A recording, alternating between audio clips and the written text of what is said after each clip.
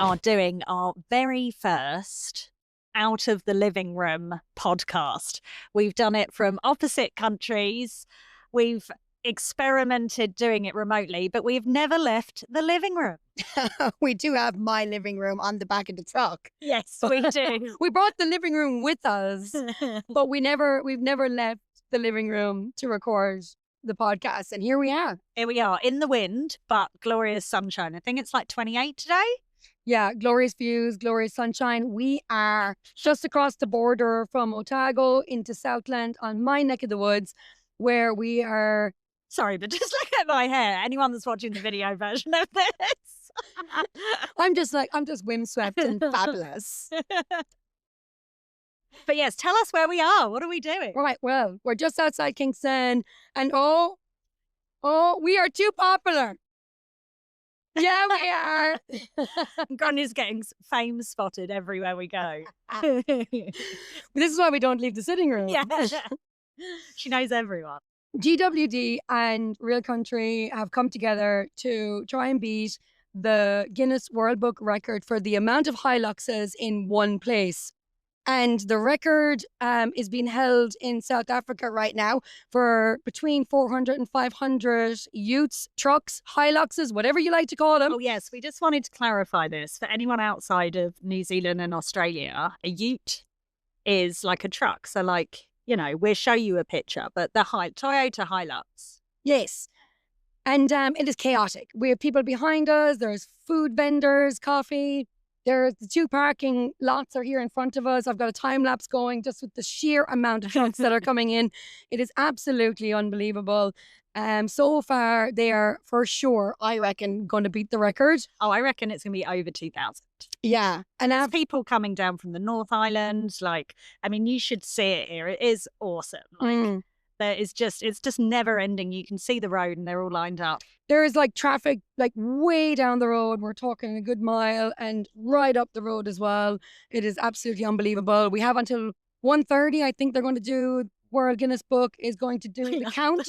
I do. I can't say it. I can't say it. World Guinness Book. World records. Every time. Tongue twist. I love it. I love seeing all the old trucks as well. It must be quite cool for people who literally only ever get Hiluxes from probably their first Hilux they've ever had right up to the one that they've got right now. All the models, shapes and sizes are here today. Modified, original. It's absolutely amazing. Yeah. And I've got my full Southland attire on. I've got my checkered shirt. I'm like channeling one of our friends, Susie, because she always dresses like this. So I felt like I should give a tribute to her because she's currently, well, I think she's actually in Thailand, but living in Australia. Yeah. Well, right now, I'm going to go and register the Hilux we're actually sitting on, which is mine. Hiya. Yeah, I've got a Hilux, so which I'm so stoked about. And I've parked in the I wish I had a Hilux car park. I think you're actually in the disability car park. Yeah, I did actually, because we got here and Sandra is having a breakdown because we changed the plan of what we were doing. And then when I realised how far the car park was if you didn't have a Hilux, I then just ditched it in the disabled just so that we could offload it and bring everything over. Like it's a full field, so it's not like... I don't think it's being policed. I hope not, anyway. I don't think so. I'll crack your leg or something and let you crawl back to the car if it is. So this day is just continuing to unfold. Sandro's getting very impatient and wanting to go home. He just said the funniest thing to us.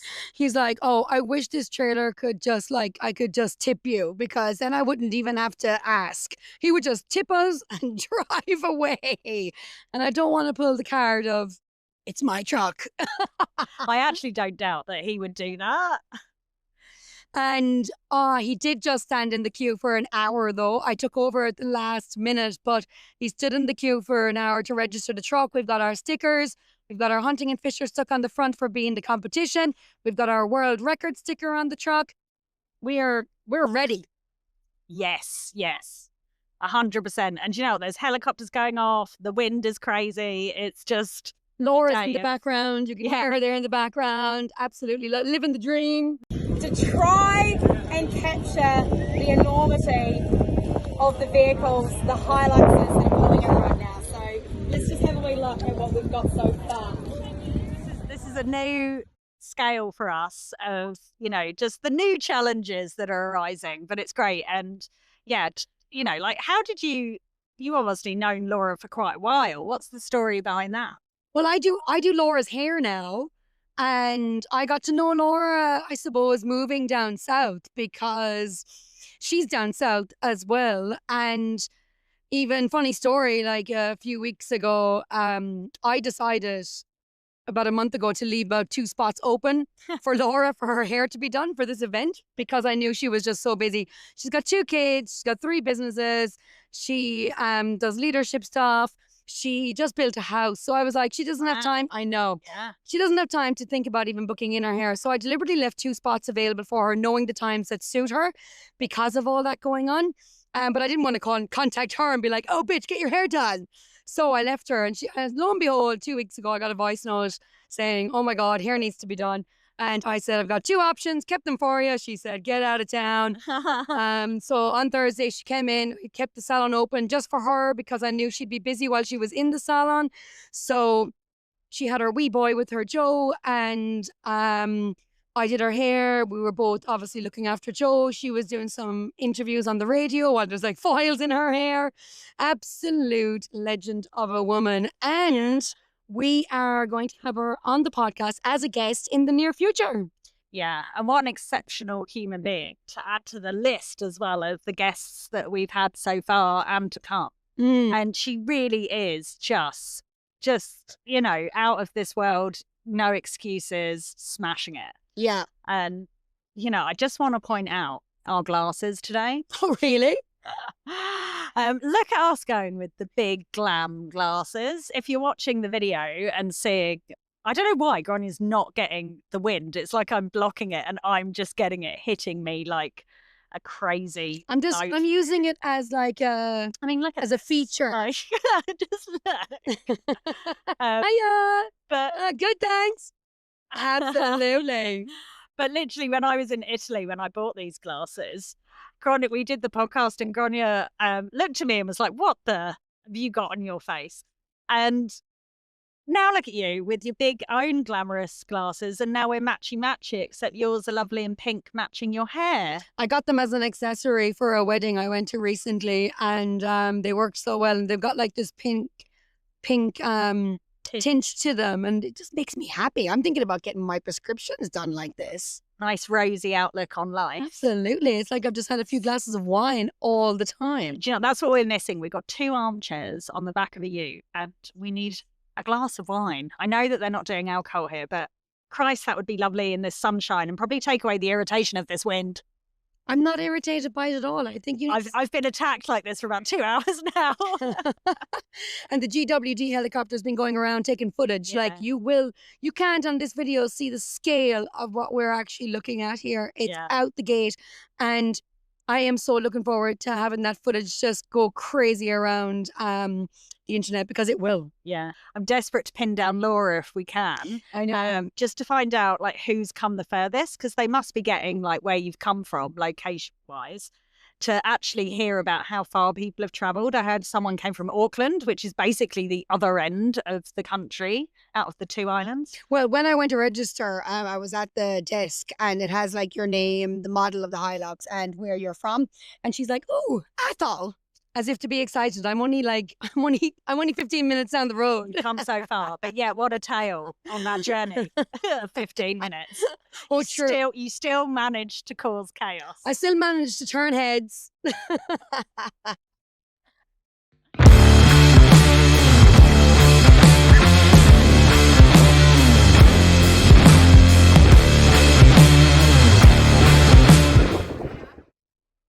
And that's a wrap. Everyone is starting to leave. There's Hiluxes coming out of everywhere. It's chaos as they start to depart this epic event. It's the first wave of cars leaving. It's going to take many waves, I think, to leave. I think we'll sit tight and just watch the kind of action unfold.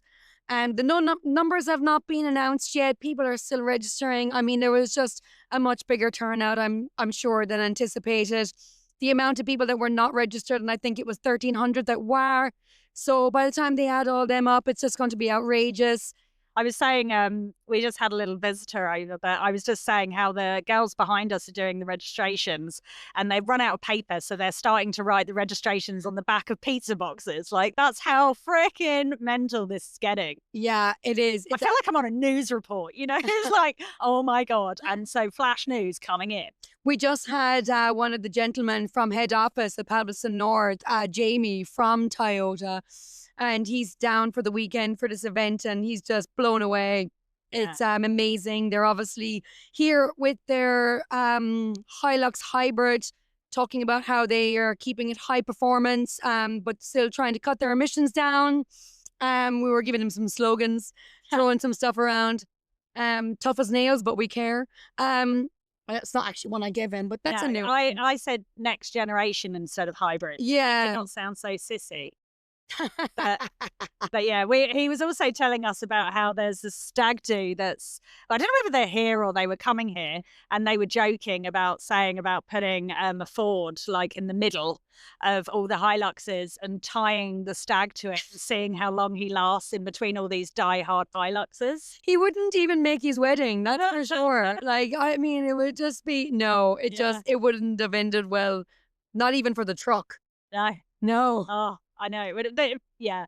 Anyway, it's just been crazy. And it's been like really, he was even saying about how he's seen like real diehard people here that like have literally like Hilux tattoos and, you know, the love and community vibe that this massive event has brought. And he did say the lorry that we showed you earlier with 6 Hiluxes on the back of it, apparently he's done a few runs. Yeah. And that was the last run. So he actually has come up from Invercargill. He's driven 2.5 hours each way just to bring literally 6 Hiluxes at a time and dropping them at the event. And now he's last slaughter just sitting here on the truck. So we didn't realize because he's got another big lorry with him. And I'm sure a couple of more Hiluxes in there. So obviously they're just parked up somewhere. Yeah. So people were really invested. Yeah, it's been a really amazing day and yeah, total scorcher. The wind has been kind of crazy, but kind of a blessing because it's been so hot. But yeah, it's been incredible and so pleased that we got to be a part of this and the podcast did. Yes. Our first live event. Yeah, awesome. We'll be doing more of this. Yeah, well, we've got another one coming up this month where we're going to a classic car show at Airburn.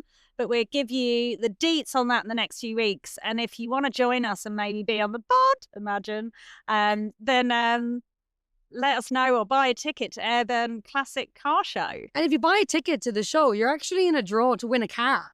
Yeah. Oh, at this show or that show? No, that show. Oh, yes, that one you are as well. But this one, oh my God. Oh, there's spot prizes here too. Yeah, this one, well, Sandro made you buy the ticket, so he's going to want the prize. But one of the prizes was, what was it, like a weekend retreat to Nugget Point, which is the spa we've been talking about wanting to go to. Yeah, correct. With the saltwater pool, but it's closed for refurbishment until winter, and so we can't go.